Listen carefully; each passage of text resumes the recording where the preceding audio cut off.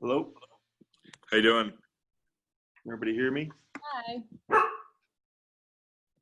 There he Good is. dog.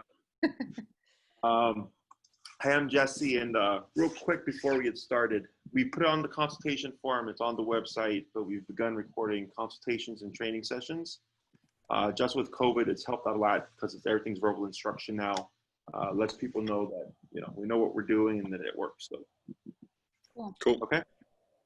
So fill me in. Well, we've got a about 5.5-year-old Corgi who has always kind of had a tendency to resource guard and has some issue with like food aggression. Over the years, he has bitten a few people.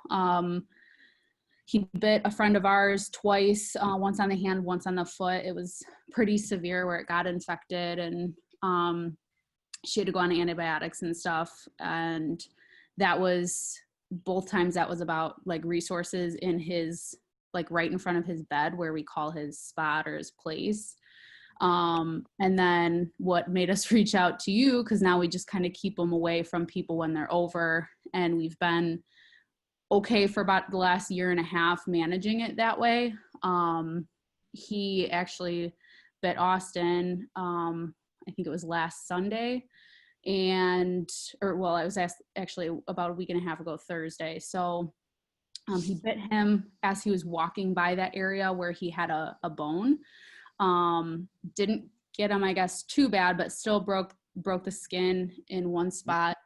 And then 3 or 4 days later, he was walking by that same area. The bone was not there, and the dog kind of came running back at him, snarling and stuff.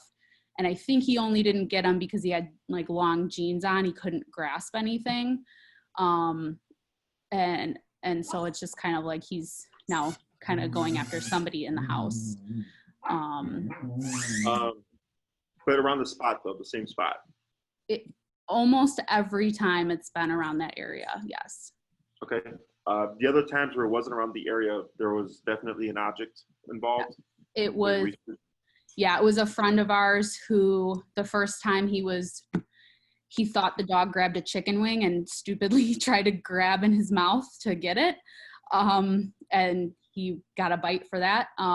Again, that wasn't too severe. And then the other time it happened was he had a bone under the table, and we never had an issue before, but with him, but he like moved his foot the wrong way and the dog grabbed his foot. So, but every other time it's been right in front of his bed, pretty much, right, Austin? I can't remember. For the most part. And the scary thing is the unpredictability of it. I mean, you can walk by his stuff 1,000,000 times, it seems like, and then there'll just be one time where he'll just go for it. It's very, very strange. Yeah, and there's no warning signs. Like he doesn't None. snarl or growl. He just like goes after you. Anything else? I mean, those are the main concerns. Like he's reactive in other situations, and just he seems to have like a high anxiety almost at all times. Like, I mean, it's like cooking dinner, knocks on the door, really just Barking at the door. Very anxious dog. Does he have a leash reactivity? Yeah. Towards dogs and people, or just dogs? Mostly just dogs, but like if somebody's on a scooter or a bike, he's usually okay walking by people alone. Yeah. Has he ever, because you said he's usually fine with people, but he has been reactive towards people, which is not very common. Right. Okay. When he was reactive towards people, was it like someone on a bike, skateboard, running, or? Yeah. Yeah, most of the fast movement. Yeah. Mm-hmm. If they're not moving like that, it's because they're like talking to me or something, and he's like, I don't know if it's barking for attention or something that I'm talking to somebody, but. Oh, sure, like frustration. Yep. When he's been reactive towards people or any of those objects, is it just barking, or have you ever seen like a bark and a lunge with a snap? He'll lunge. Okay. But it doesn't But like, seem like a snap with teeth or anything. It's just okay. It's a loud bark, it seems like. Okay. So otherwise, unless he has a resource or something, he's sociable. Or is he kind of iffy with like people touching him and stuff? I mean, we usually don't let like strangers pet him or anything just because we have had issues in the past. Okay. Like we've got some people that he's used to that will come over, and when they do come over, he's extremely high energy. It takes him, you know, obviously a little bit to calm down, and he's just very in their face. Like with my mom, for example, he'll like climb all over her and stuff, and she kind of lets him do it. But you know, he's just very high energy. So unless people can handle it, we usually don't let him around the dog. Okay. But he's never attempted to bite someone outside of the resource guarding stuff. Right. No, never. Okay. And you've had him ever since he was a pup? Yeah. Mm-hmm. Okay. When did you start to see these things crop up?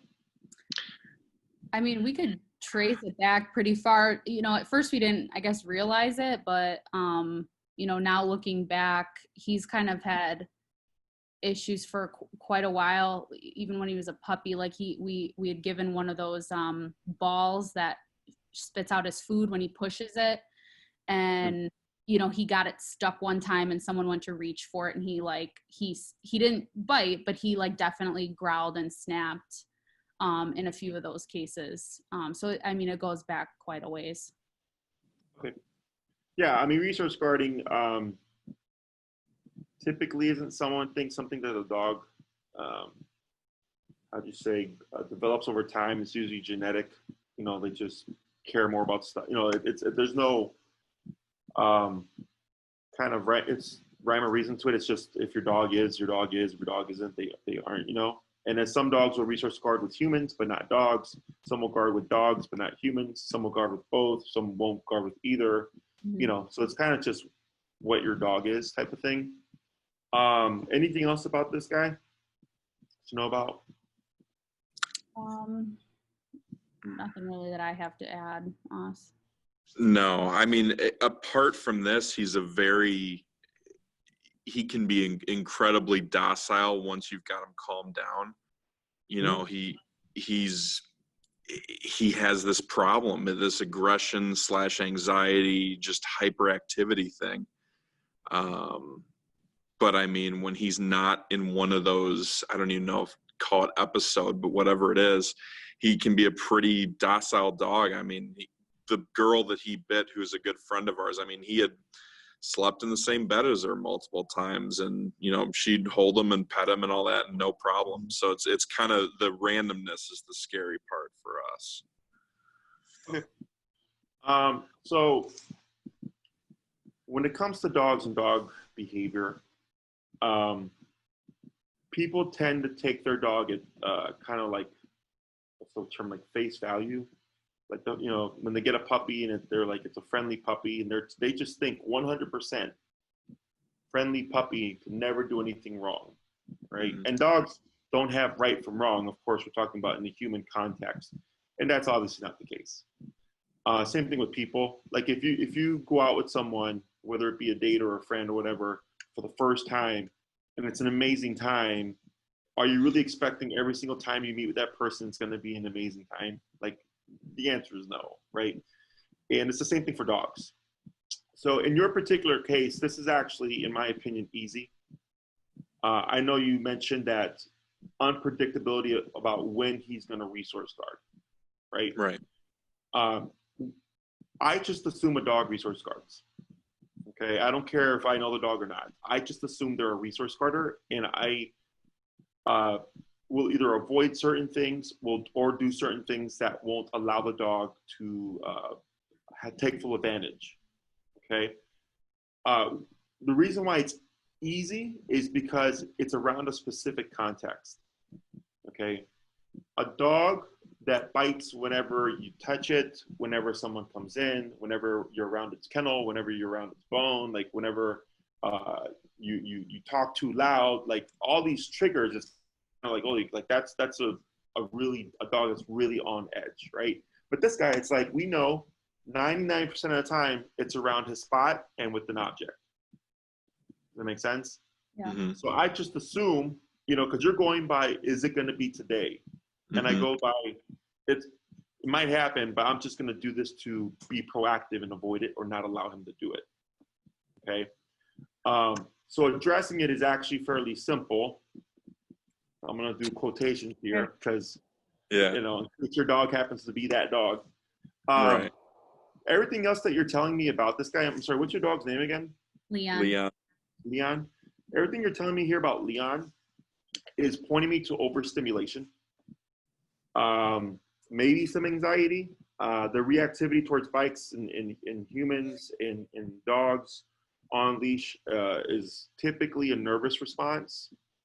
Human reactivity is not that common unless the dog actively intends to do harm or the dog's on edge because there's so much stuff going on. So it's either nervousness or overstimulation, possibly anxiety. But the door thing I'll go over. But that's pretty standard of like a nervous type energy when it's bikes, you know, humans, dogs, or whatever on leash. Okay, that's actually easy to address too. Okay, so I'm not worried about that either. The door, when someone knocks and he triggers and he starts barking, right, is normal for dogs. Like, you know, 5:30, you're gonna have your guests come over, right? Leon doesn't know that. So every time someone knocks on that door, it's a totally new stimulus every single time, okay? And he will never learn that it's Amazon or that's your cousin or your friend or whatever. It's always random to him, okay? So for the dog, when something knocks, that's out of your norm, okay? Your norm is your household because that's where he lives 24/7, okay? So when something changes in that environment and he starts barking, he's going, somebody's here who's going to take care of it, right? And in your case, the way I would interpret this to play through is, let's say you left Leon free. He's barking. He's very excited. You open the door, and then he'd jump on that person barking at them. Is that correct? So he doesn't become aggressive. He's just too much, like, excitement-wise. Yeah. Right. So that sounds like overstimulation to me, and especially if it takes him a while for him to settle. Sounds like overstimulation. He's just always on 10, ready to go. Yep. And any little thing will trigger him, which can be potentially why the resource guarding is kind of unpredictable. It just kind of depends on what his emotional state is at the time. But in other cases, for example, where the dogs do bite people coming in, what happens is, you know, the dog becomes territorial. They're suspicious. They're like, who's behind the door? When the person opens the door, because they're suspicious, they go into protect the home mode, and then they go to attack, right?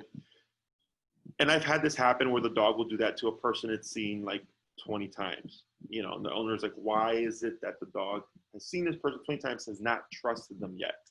I'm like, because they're suspicious. There's no communication there. There's nothing to say that this is my guest. You don't need to be territorial. You need to chill out. So when the person comes in, the dog goes, oh, okay, you were invited in by my owner. I don't need to do anything about it. So that's what's missing there, okay?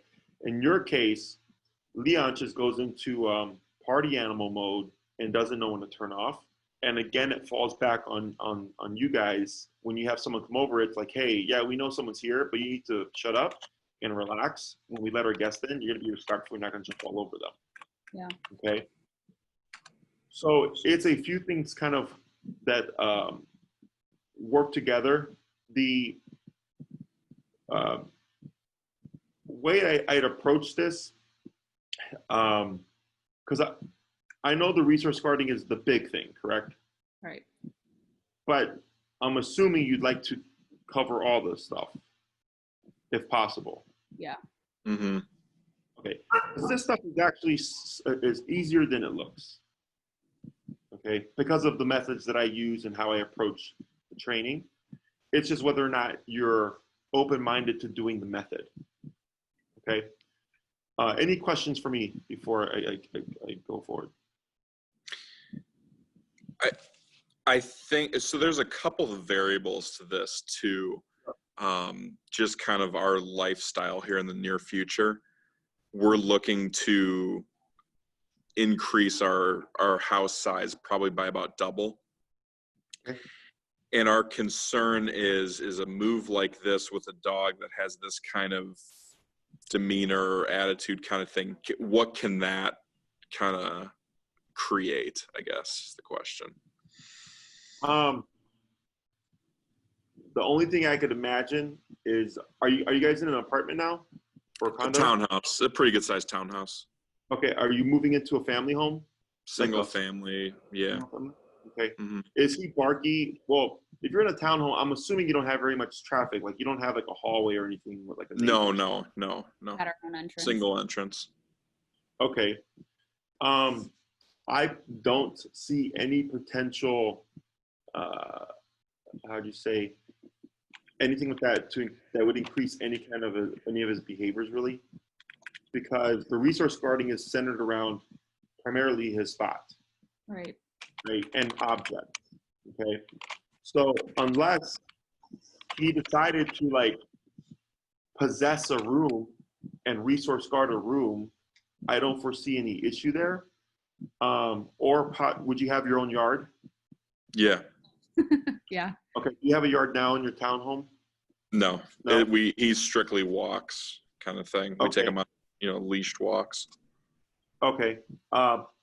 Possibly, very territorial with the yard, but that's pretty normal again for a dog because your territory and your neighbor and all that stuff, and their neighbor walking their dog, he doesn't know that, right? So he may become territorial over the yard with people passing by and stuff. Whether or not he would escalate into aggression is an unknown.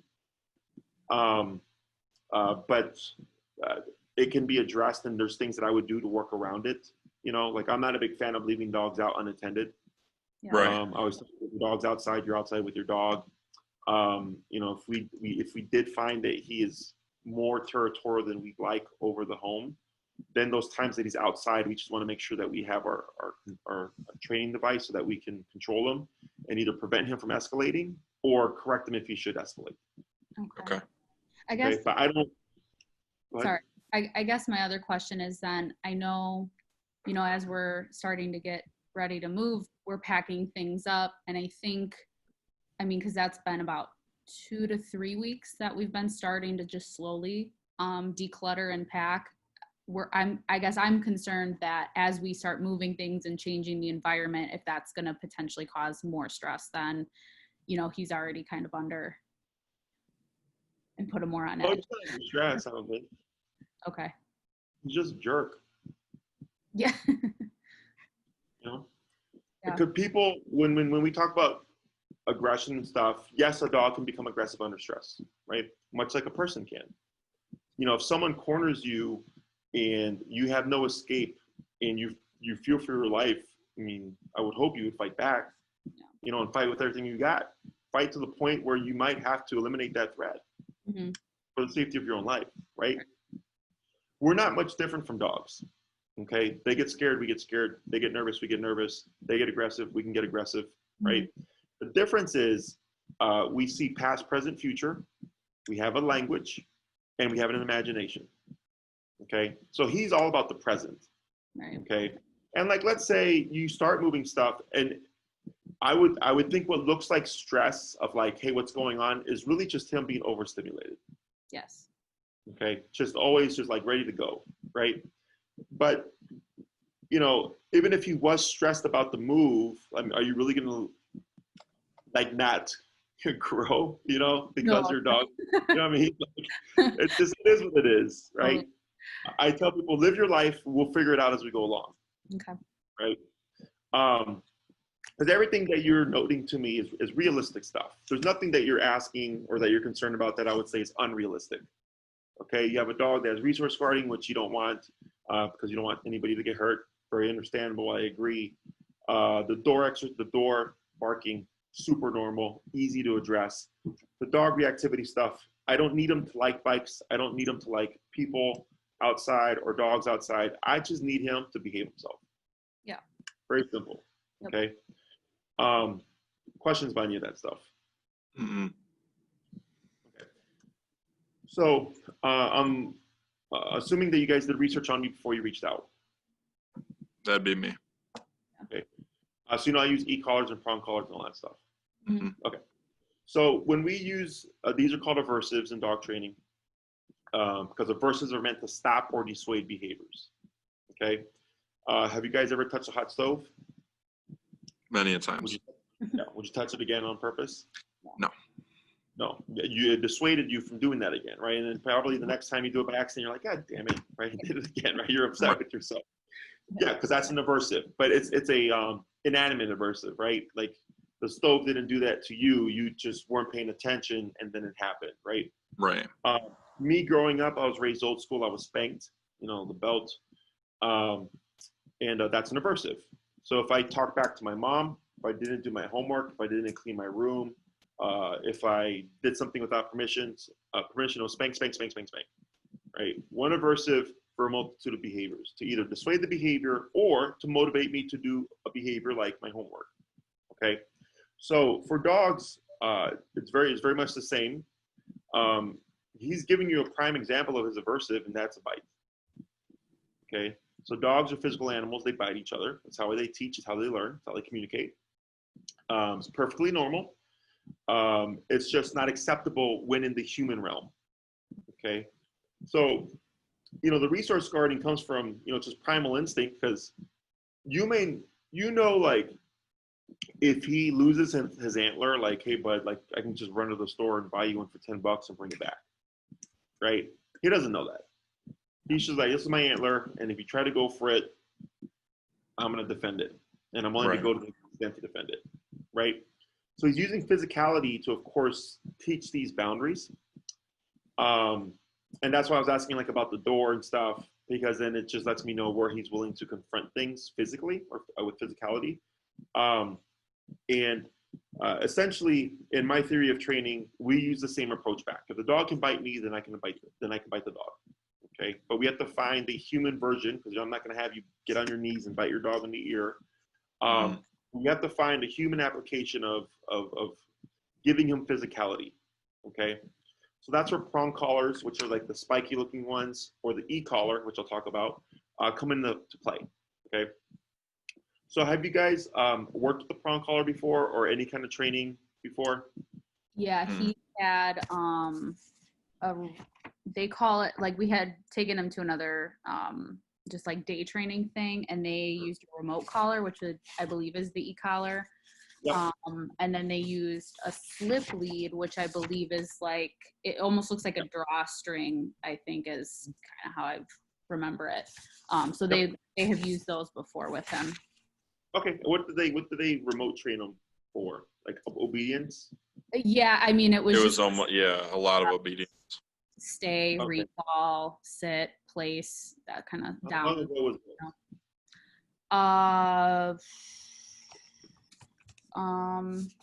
I think it was 2 years ago, right, Austin, in April? So Yeah. almost 2.5 years ago.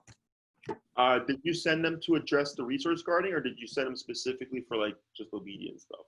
We had talked about the resource guarding. Yeah. Did they touch upon it? I mean, it didn't feel like specifically. It felt like more. It seemed to me like they were doing, almost addressing it in the sense of, if you get him obedient and you have better command over him, then those types of things won't happen. That was the feel that I got from it, which that's kind of where I'm not a dog trainer. I don't understand kind of the behavior aspect of it. Like, yeah. So I don't know, In my opinion, it's incorrect. Mm-hmm. Okay. So if we look at obedience and behavior as education and morality. Mm-hmm. Okay. Obedience, sit, stay, come. Math, English, science. Behavior, don't jump, don't bark, don't bite, don't lie, don't steal, don't cheat. Mm-hmm. Okay. So you can have someone who's an absolute genius, be a jerk or a bad person, and you have someone who's not brilliant, maybe dumb even, but a very good person. right? They don't correlate. It's the same thing in the dog world, in my opinion. Okay, so it's a very common approach. Okay, in terms of so what a trainer would say, like if your dog starts to resource guard, if you send your dog to place, it'll remove your dog from the object, and therefore they can't guard it. Okay, it's like is the thinking behind it. The problem is if he's in a very escalated state, he's gonna be like, screw that, man, let's fight. 100%. That's You know? exactly what's happened every time. Yep. Yeah. So that's where we start to delve into like a different kind of way of thinking, right? And I'm gonna say some stuff, and what I'm saying and what the other trainer is saying, there's gonna be some similarities. But what I do is people expect that when their dog is trained, that the dog will either knowingly behave itself, kind of like maybe a person would, you know, like just like be a good person, but that's a decision a person makes. Okay, dogs are reactive, they're not proactive. Okay, so we're proactive. I can decide one day to get up and say, I'm gonna lose 10 pounds. Okay, dogs don't do that. Dogs go by what's happening at the moment and then shift according to what's happening, right? So he's chilling in the house, very docile, very calm. Door knock happens, right? Now you got the totally opposite 180 energy, but he's responding to a stimulus. He's on his bed and there happens to be a bone beside him. You walk past, we're in a context. He responds, hey, I have a bone, back off, right? So he's not sitting there plotting throughout the day to like make your lives hell. It's just if the context happens, he responds. Okay, so if you did do that approach of go to your place when he's in that mode, you have to have a means of making him go to that place or reinforce that behavior. Okay, so I liken it to like a law enforcement. Okay, do you guys drive? Yeah. Are you going the expressway? Yeah. Mm-hmm. Do you go the speed limit? No. There you go, right? Neither do I. Yeah. Very, very few people do. Okay, we don't go the speed limit because there's no cops around. Right? As soon as you see a SWAT car, what are you going to do? Slow down. Right, and change your behavior. So I look at the e-collar as a cop on a collar. When it's present, your dog should behave better, right? Doesn't mean he's not going to try things, but he should behave better if he respects that collar because he's like, hey, I know what this means. Okay, so the way I'd approach the resource guarding is, one, I do what I call default release. So I had a case much like yours where this was like 5 years ago, where the dog would like find stuff and then like hide behind the couch or something, but you would walk past the couch if you were coming from like the hallway. So she bit a couple of people, but nobody knew that she was there. So they're like, hey, Jesse, like, how do we address this resource guarding when we don't know if she's going to be at the spot or not? Like, you have to like peek around the way it looked like you couldn't see. Yeah. So I said, well, default release. And what that is when the dog hears footsteps so close to it or X distance of it, maybe 5 to 6 feet, the dog will automatically release what it has and leave the situation. Okay, so we're preventing it from happening. Okay, the next thing we taught was a release command, which was out, and out means relinquish what you have, and we have no conflict because now the dog's not possessing anything. Okay, so the out and the like send the dog away is similar, except one is simply saying go to this area, right? Whereas the other one is saying disengage from the object that you're trying to possess. It's no longer yours, it's mine. Okay. So they're achieving the same thing, but one is more directly related with the object that's being argued over. Mm-hmm. Okay. Now, my training with me and the previous training with the other trainer, you would come across the same problem, which is if you don't have control, you may have an issue. Mm-hmm. Okay. Now, it is possible to teach a dog to release and do all this stuff by default or whenever you say the cue, whatever, but it takes a lot of practice and rehearsing over time. Okay. Because you have to condition in the dog. When I say this word, you immediately release and you do it so much that it just becomes response. Okay. So what I advise my people, my clients to do is if they're going to give their dog something, I'll tell them just collar them up and then give them the object. So we don't ever have to worry about an argument. Mm-hmm. Okay. In your case with like the resource guarding, what I would do is remove everything that the dog would guard, except for maybe the spot, you know, the bed or whatever. Yeah. And only give him access to things when you decide it. This way it's not unpredictable. You know, because you don't know if you're going to turn and then all of a sudden he did pick up a toy or something that he's going to guard. If everything's put away and it's I give it to him on my clock, we can avoid that, but then also always ensure that we have control. Okay.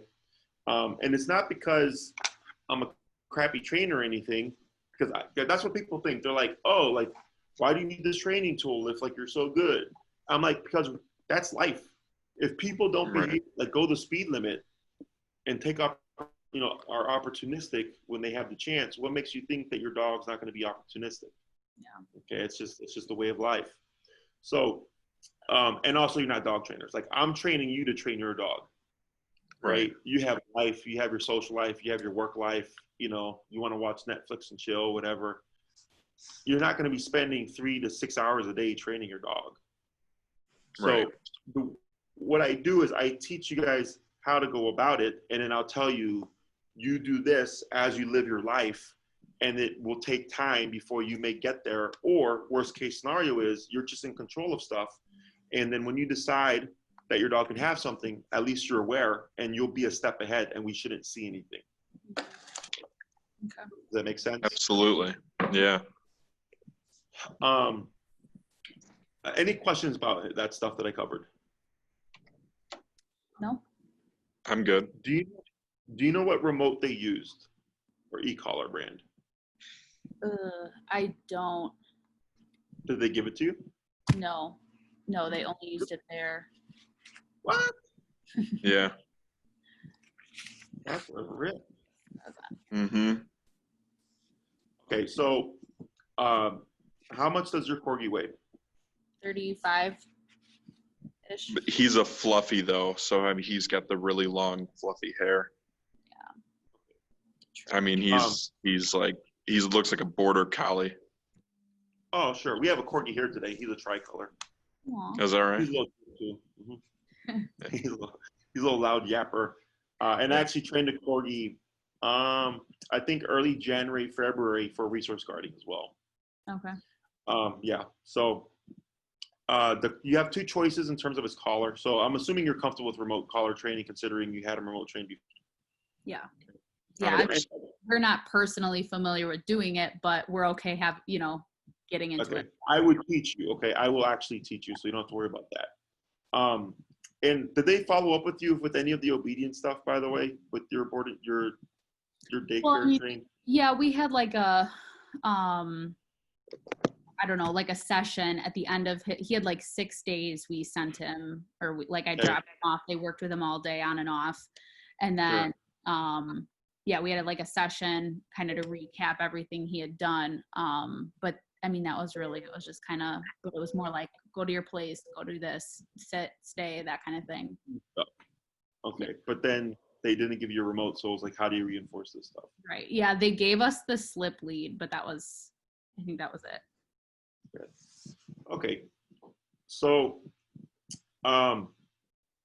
the way I approach this is I go by what you need, what you're wanting, right? What you need and want. And then I go by what I think you need. Okay. So, cause I don't want to teach you stuff if you're not going to use it, but I'll propose it. And then you say, yes, no. Okay. So the resource guarding, the door barking, the dog reactivity, was most likely within the realm of my 6-week program. Okay. It's 6 classes, 1 day a week for an hour. Plus you get 2 Zoom sessions. Okay. because of COVID, we've been doing all verbal instruction. So I'm teaching you to train your dog, and then you have your homework. And because of that, I added in 2 complimentary Zoom sessions just for like the in-home stuff that we may not be able to do. Or if you have any questions, I'd rather use that time in person to do that stuff, and then use the Zooms to answer any questions you may have. Okay. So before it was just six classes. So now you get 8 hours of work essentially for the same price. The first thing we would tackle is the leash walking. Okay. This will cover the dog reactivity and any reactivity on leash. It's typically 2 classes. Okay. Then after that, we can cover the resource guarding or the door exercise.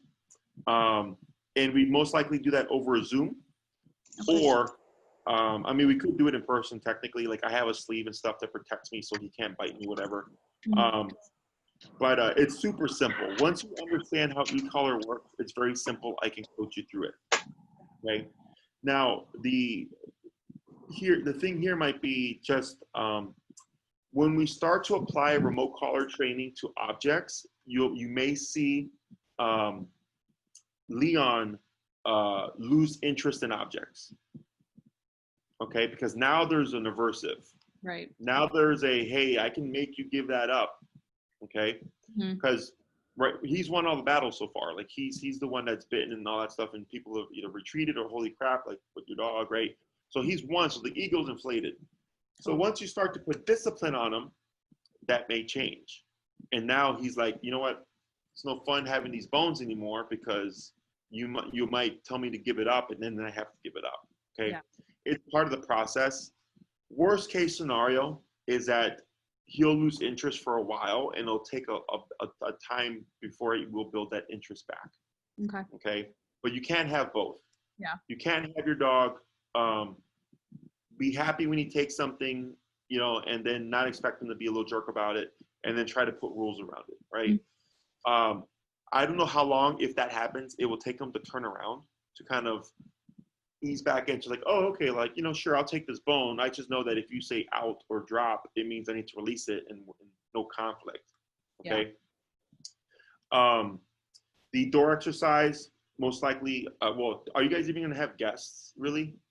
Or do you have guests? Honestly, we've kind of like told people what's going on that do come over frequently. So we're like, just stay away while we kind of work through this, Sure. But you would have a social life if it wasn't for Leon. Oh, yeah. Okay. So we're not that antisocial. Yeah. We don't want to be. We'll cover that then because of COVID, a lot of people aren't having guests over. Right. So then I'm telling them like, well, just wait till we go back to normalcy and then we'll cover it, because then you'd be actually practicing it as opposed to learning it, not practicing it and forgetting it. Yeah. Okay.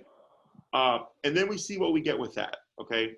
After that, then we go on to whatever other control you're looking for.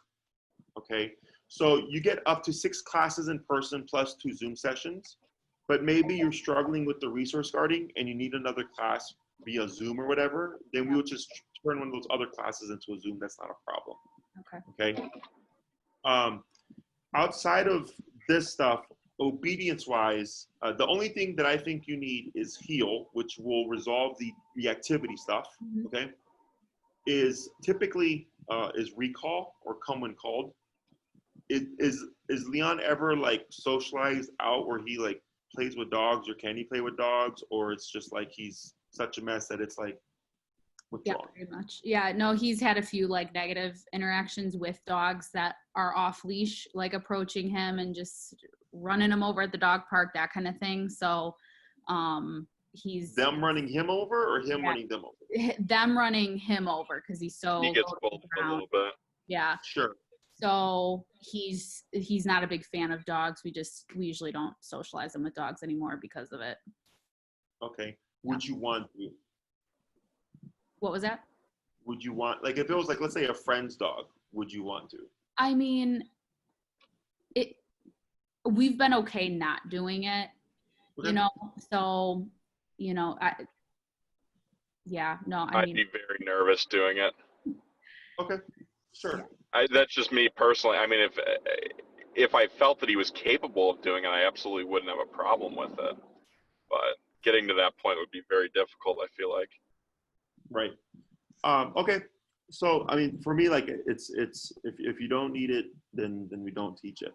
Yeah, Okay. it's like our family doesn't have dogs or anything, so it's not. Okay. Yeah, because that's typically when I get dogs that are antisocial. Like dog park isn't realistic because there's so many variables, so many personalities. Right.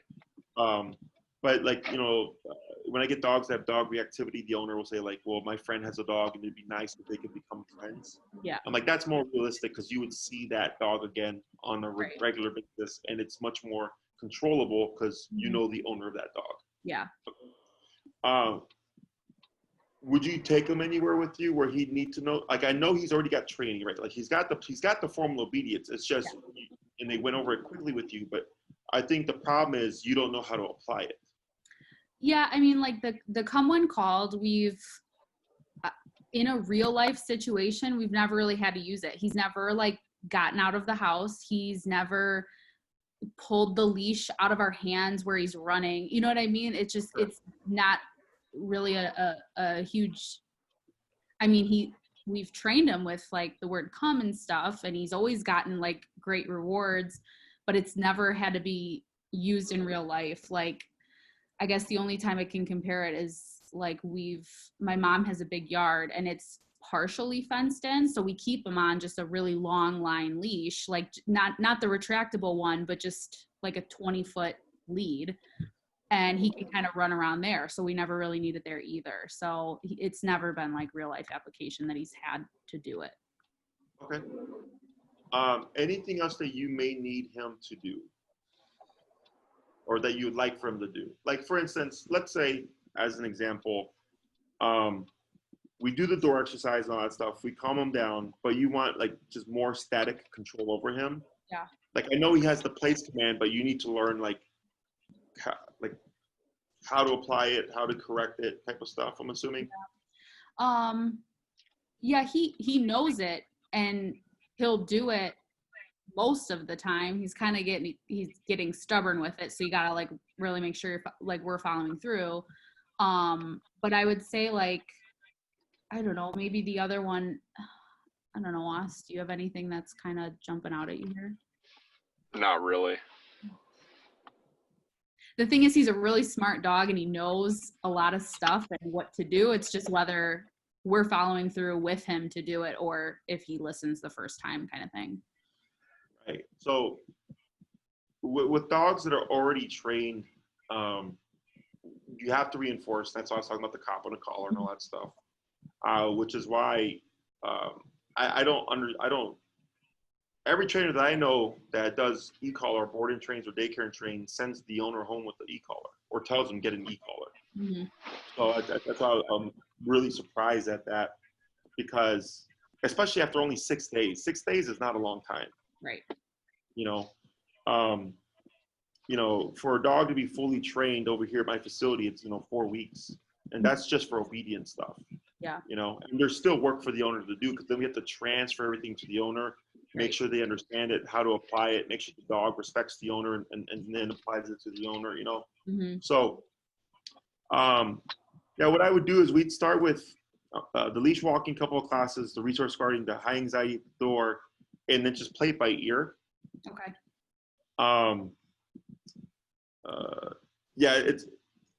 You're probably going to end up with some leftover classes, to be honest with you. Okay. They don't expire. Okay. I mean, I did think, like, he does have an issue when one of us leaves. Like, I don't know if that is something maybe. Separation maybe? Yeah, it's so when both of us leave, when there's going to be nobody home, we put him in our bathroom and put like a baby gate up, and he just hangs out in the bathroom. He's totally fine. But if I've been working from home, so if my husband goes to leave for the work in the morning, he's like very on edge, like running around, barking, grabbing his toys, whipping the toys. Like, he's just mentally doesn't go over well. So I don't know. Guys, I got to jump off. Okay. Savannah, you take it from here. Man, I really appreciate your time, and everything I've heard so far is miles more than I've heard from anybody else trainer wise. So I really appreciate you helping us out. And I think this is going to be really good moving forward. So Savannah, you take it from here. I got you. Thanks. Take care, Austin. Thanks, guys. Yeah, so he gets really, yeah, I don't know if overstimulated there is the right word too then, because. Yeah, partially. Because Yeah. so what's happening, he's being so stimulated that he has to direct it somewhere, which is the toys. toys. Yep. Okay. Okay. Yeah, so we can work on that. Now that I know this though, because with the move, Mm-hmm. okay, you may see in the beginning higher levels of separation anxiety Okay. because of a new environment. Okay, it's not uncommon. Yeah. We can address that, but that's one thing, you know, because when you made your list, I was like, oh, like I wouldn't expect anything here to get worse. Yeah. But that might. That could. Okay. Okay, because it's new environment. Even my dogs, like if I were to like move, you know, for the first couple of weeks, 2 weeks to a month, you know, it's a new environment. They're typically more barky. They're more on edge. Yeah. They're more concerned about, hey, where are you going? Because they're not settled in yet. Yeah. But then typically they, they'll, dogs will like, oh, this is the new home, relax, and then let it go. Yeah. So we'll just keep an eye on that. Okay. The overstimulation and all that stuff can be, in that context, can be addressed as well. Okay. Okay. Because it's just, don't do that. Right. Obedience is tricky because it's do this, right? And behavior is, in most cases, don't do this. Mm-hmm. And it's very easy to teach to not do something because it's just about consequence. Right. Okay. The teaching to do something is a little bit different because that's how you have to teach a skill set. Okay. So yeah.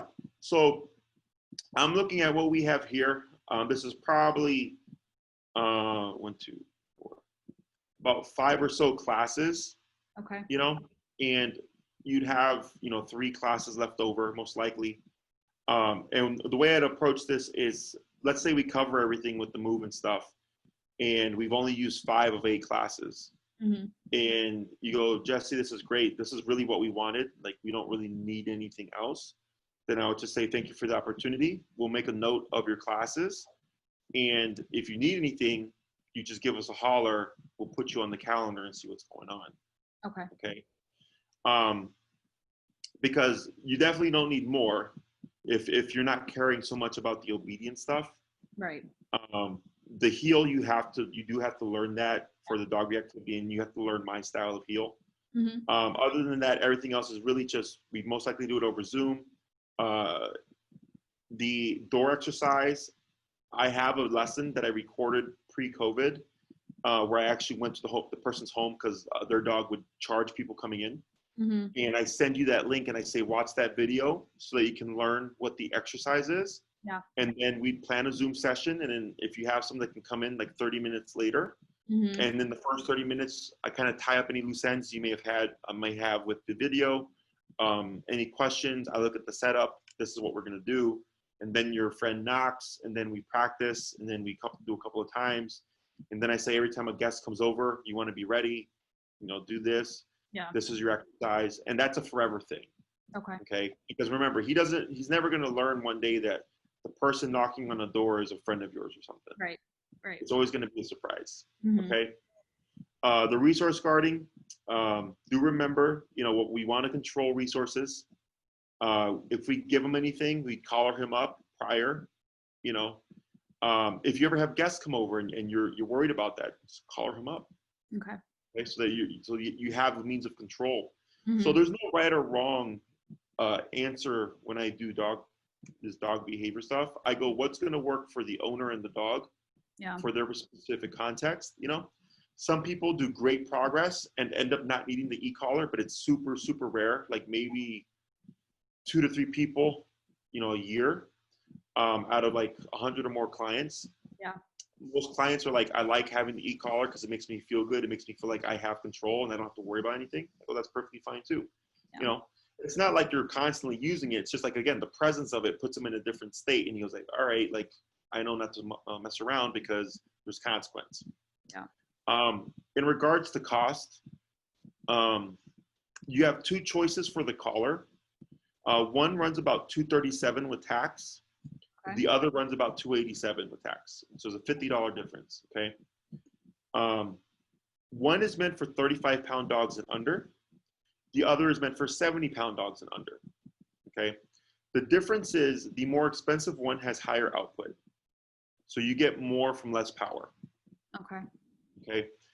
The reason why I bring that up is because one, we're dealing with aggression. So when a dog kicks into aggression, adrenaline's pumping, it's an emotional state, you might need more power. Yeah. And two, you said he's got a thicker coat, correct? Yes. Mm-hmm. Yeah. So we also have to get through that coat as well. Mm-hmm. So it's not like I've trained, like my Chihuahua's worn a collar that's meant for 70-pound dogs and over, which just meant the number was super low. Yeah. That would be my suggestion, is you opt for the higher powered one. Okay. Because the other one, it's meant for 35-pound dogs and under, but then, counting his coat and just, I don't know how bad that aggression is going to be. Yeah. That I want to make sure that I would rather have it and not need it than need it and not have it type of thing. Yeah, I think I'm with you there. It's because it's hard to get him to snap out of that state when he starts, going after someone. So. Yeah. So as long as we have the correct power, we have the means of shutting it down. Okay. Now, when we do resource guarding, by the way, we address it so that ideally we don't even see that state of mind. Okay. Okay. We can work around it. However, there might be a time where he gets something that maybe he didn't resource guard before, and then he decides to, and he's in that state, and it's like, all right, well, I have the tool for it. Okay. Mm-hmm. Yeah. The 6-week plus 2 Zoom session is $825, and then your consultation fee does get credited towards that. You said 8. I'm sorry, 8. You cut out. 25. 825. Okay, minus the credit. Okay. Correct. And then the first 2 sessions we'd have to do in person. So we get the leash walking stuff down, so I can teach you how to use the tool, how it works. It teaches Leon here my style of e-collar, because not everybody trained teaches the same. Mm-hmm. And then after that, we can start scheduling in for the resource guarding, the door exercise, and the separation anxiety. Okay. Okay. You do have to do the homework, Mm-hmm. right? And I've given you both the minimum and maximum expectation. The minimum is, again, you control things. You don't give him access to whatever he wants anymore. Mm-hmm. We do have the collar when we're going to give him anything, just to ensure that you have the control. Mm-hmm. Pending his behavior when guests come over, or if he decides to guard something like that chicken bone or whatever, right? Yeah. You can have it on. And you can just tell your guests, like, hey, if you think he's got something, just let us know. We'll take care of it. You don't have to panic. Okay. Yeah. And then, when they're gone, you remove it, you're good to go. Okay. Maximum expectation is the default release, right? Where if he has something and someone gets close, he just walks away, no conflict. Pick up the object, put it away. So you'd have both the control of, hey, drop what you have, and the backup, because the default release is more of like a backup. Okay. Like someone turned the corner and he was there with an object and we didn't know it. And we want that backup to kick in, right? Yeah. But ideally you always want to be proactive about this stuff. Mm-hmm. Okay. It'll be much easier with that approach. Most people are reactive when something like with their dog, it's like, oh, the dog's at its worst. Now let me do something. Yeah. I'm like, no. You always want to get it prior. Right. Okay. Questions? I guess, like, with the e-collar, is it kind of going to be a thing? I mean, I feel nervous taking it off of him at any point because it's so unpredictable. So like during the day, you know what I mean? It's like, do I leave it on all day, or I kind of, what is like the gauge there that you kind of go by? Are you concerned with removing it because he'll get defensive when you remove it, or just like what if like I remove it, is he going to try something? Both, because he's never really liked his neck like touched. So even when I take off and on his normal collar, you know, I'm very careful, get him to sit, like that kind of thing. So I don't like to mess with it a lot. So the idea of putting it on and off several times a day when he knows it could be zapping him is Right. So what we'd have to do there, okay, make a note of that, is counter condition. Okay. Okay. Have you ever done like treats with the collar and leash stuff? I've done it with a muzzle, if that's kind of what you're talking about, like getting him used to a muzzle. Yeah. Without. We would do the same thing. Okay. With Okay. the e-collar. Okay. Now, it's very rare where a dog will become aggressive to the owner putting on the e-collar because it learns what it is. Okay. Right. However, in the cases where I've seen that happen, the dog already was showing aggression towards the owner. Okay. Okay. And I mean aggression as in like, you know, like the owner's touching the dog and the dog starts growling and snapping at the owner saying, "Stop touching me." Yeah. Right. Okay. That kind of dog. Okay. So what I would do is, knowing that, I don't even wait to see if there's going to be a problem with putting on that e-collar. We just start counter conditioning it right off the bat. Okay. I just assume this might be, if you said that, I go, assume it then. Yeah. Because if we try to go about it as in like, let's see what happens, and then it's a problem, well, now you got to spend time, and I don't see you can't even collar up your dog. Yeah. Right. The other thing is, let's say he doesn't have a collar on and he starts charging you. Okay. What would you do? Well, what I have done is I've just yelled at him in the past because it's kind of just a moment of panic. So truth be told, I know it's probably not the right answer, but. No, I mean, it stops the thing, right? It stops from being hurt. It's just trying to deter him. Usually I'm yelling at him while he's biting somebody else. So that's, you know, he hasn't ever turned on me for anything. So. Okay. Well, if a dog's charging at me in the sense of an attack, I'm sending him across the room. Like if he can bite me, why can't I defend myself? Right. Right. And because there's this notion of like, it's a dog and it's animal abuse. I'm like, it's not abuse. Yeah. The dog was charging to attack me. Right. That's the reason why I kicked it and sent it across the room. Yeah. Right. It's where it's coming from. You're not just coming out, waking up in the morning, getting a cup of coffee and then kicking your dog. Right.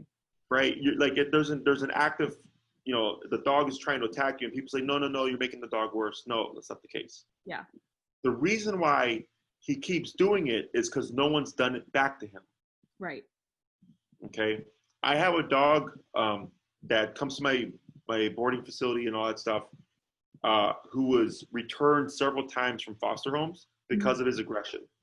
Okay. And they thought it was anxiety, and they told the owners, like, you know, give him lots of treats, build the trust, you know, don't, you know, blah, blah, blah, blah.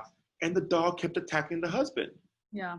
Like, it was fine with the wife, but it would attack the husband, come home from work, attack the husband. So they finally, and this place doesn't send dogs to me. Yeah. They're completely anti-me. Okay. They're like, just try this guy out. So they brought the dog. He boarded here, actually. They needed to go. They need to travel. And they're like, would you take him? Like, sure, he's only like 15 pounds. We can handle him. This was pre-training. Okay. Yeah. Like, yeah, sure, no problem. But how was I going to put the collar on him? Right? Same issue. And I went to go put the collar on him, and he went and attacked me. And he wasn't doing it in defense. He was doing it like with the intent to do harm. He was a asshole.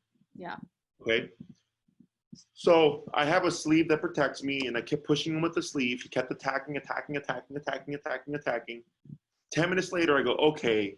I'm like, you're not anxious. You're not scared. You're just a really big jerk. Okay.